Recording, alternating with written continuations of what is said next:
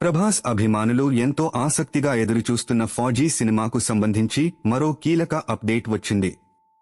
ఇప్పటికే పలుమార్లు వాయిదా పడిన ఈ సినిమాను ఎట్టకేలకు డిసెంబర్ 2026 3న ఇండియాలో విడుదల చేయాలని మేకర్స్ నిర్ణయించారు.